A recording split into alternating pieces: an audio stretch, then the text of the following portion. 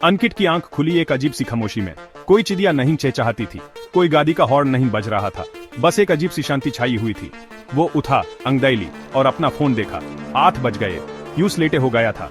वो जल्दी से बेड से उतरा और खिड़की से बाहर देखा। कुछ तो गड़बड़ थी। नीचे गली बिल्कुल सुनसान थी। कोई बच्चे नहीं खेल रहे थे, कोई दुकान वाला नहीं चिल्ला रहा था। अंकित ने भावनाएं चढ़ाई। सब कहां गए? वो जल्दी से कपड़े पहने और नीचे भागा। पेटमेन दार की गुतली बढ़ती जा रही थी। उसने दरवाजा खोला, सोचा कि पड़ोसी काम पर जाने की जल्दी में होंगे, लेकिन कोई नहीं था। घर खाली पड़े थे, दरवाजे थोड़े खुले हुए, जैसे जल्दी में छोड़ दिए गए हों। अंकित के मन में एक अजीब सा डर बैठ गया। ये खामोशी बहुत अजीब थी, डरावानी थी। वो चिल्लाया, उसकी आवाज खामोशी में गूंज रही थी। हेलो, कोई है? बास खामोशी ने जवाब दिया, जैसे किसी ने उसके दिल को जकड़ लिया हो। सब कहां गए होंगे और क्यों? अंकित आगे बढ़ा, हर कदम दर्द से भरा हुआ। वो खुली दुकानों के पास से गुजरा। खाने का सामान काउंटर पर पड़ा था। उसने देखी अनअटेंडेड बसेस, उनके दरवाजे खुले हुए और गाड़ियां इधर उधर खड़ी थी, चाबी इग्निशन में लगी हुई। ऐसा लग रहा था जैसे वक्त रुक गया हो, सबको वैसे ही रोक दिया गया हो।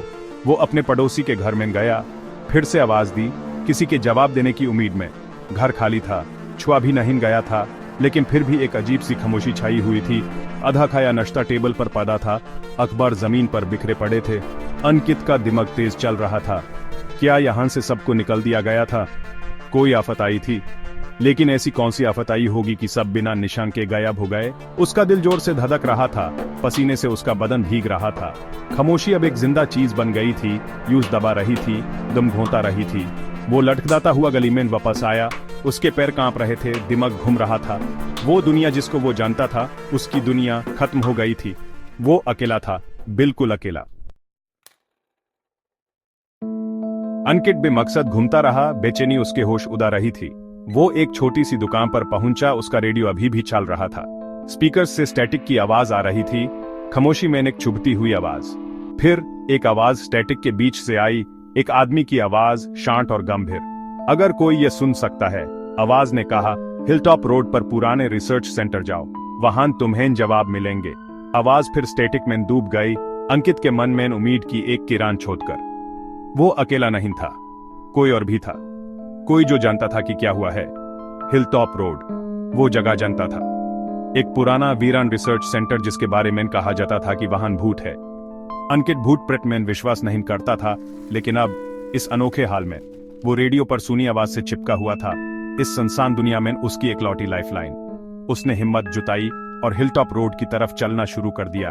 हर कदम एक उम्मीद से भरा हुआ, समझने की जरूरत से, किसी को ढूंढने की, किसी को भी। पुराना रिसर्च सेंटर उसके सामने था। डूबते सूरज के सामने एक काला साया। जंगल लगे गेट खुल गए, झदियों से भरे रास्ते और टूटती दीवारें दिख रही थी। उदासी का माहौल छाया हुआ था, साथ में एक हल्की सी केमिकल की बदबू थी।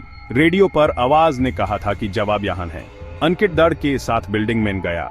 उसके कदम बड़े बड़े खाली हॉल्स में गूंज रहे थे। यूस एक धूल भरा कमरा मिला जिसमें किताबें और कागज जमीन पर बिखरे पड़े थे। बीच में एक लैंप एक टेबल पर रोशनी डाल रहा था और उस पर एक पुरानी चमड़े की डायरी रखी थी।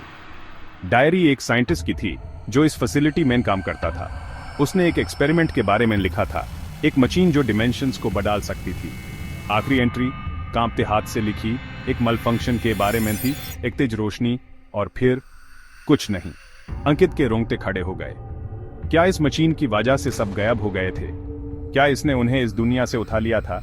यूं से एक खामोश सुनसान जगह में अकेला छोड़कर उसने डायरी बैंड कर दी। दर्द से उसका गला सूख गया।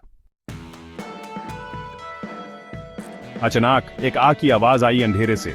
अंकित घूमा, उसका दिल जोर से धड़क रहा था। एक आदमी दीवार से टिका हुआ पड़ा था, अपना हाथ पकड़े हुए। उसका चेहरा दर्द से भरा हुआ था। वो जिंदा था। अजनबी ने खुद को डॉक्टर शर्मा बताते हुए समझाया कि वो रिसर्च टीम का हिस्सा था। मशीन ने दुनिया को खत्म नहीं किया था, उसने बताया, बल्कि उस दो हिस्सों में बांट दिया था। एक जहां सब गायब हो गए थे और दूसरा जहां वो सब थे। वो डिमेंशंस के बीच में फैंस गया था, घायल, अकेला, जब तक अंकित नहीं आया। मशीन, डॉक्टर शर्मा ने कहा, कोने में हल्की सी आवाज कर रही एक बड़ी मशीन की तरफ इशारा करते हुए, इसे दोबारा शुरू किया जा सकता है, तुम सबको वापस ला सकते हो। लेकिन उसने चेतावनी दी, ये प्रोसेस अनस्टेबल है। ये सबको वापस ला सकता है या दोनों डिमेंशंस को खत्म कर सकता है, सब कुछ खत्म कर सकता है। चुनाव अंकित का था, इस खामोश दुनिया में अकेला रहना या सब कुछ दाव पर लगाकर उस दुनिया को वापस लाना जिसको वो जानता था। अंकित ने मशीन को देखा, उसकी हल्की सी आवाज खामोशी में गूंज रही थी। उसने अपने परिवार के बारे में सोचा, अपने दोस्तों के बारे में, उनकी हंसी उसके कानों में गूंज रही थी। क्या वो उन्हें उसके बिना एक दुनिया में छोड़ सकता था? क्या वो उस गिल्ट के साथ जी सकता था अगर वो फेल हो जाता? उसने एक लंबी सांस ली, उसकी नजर पकी थी, यूज कोशिश करनी थी। कांपते हाथों से वो मशीन के कंट्रोल्स की तरफ बढ़ा, उसका दिल जोर से धड़क रहा था। यही था उसका एक मौका।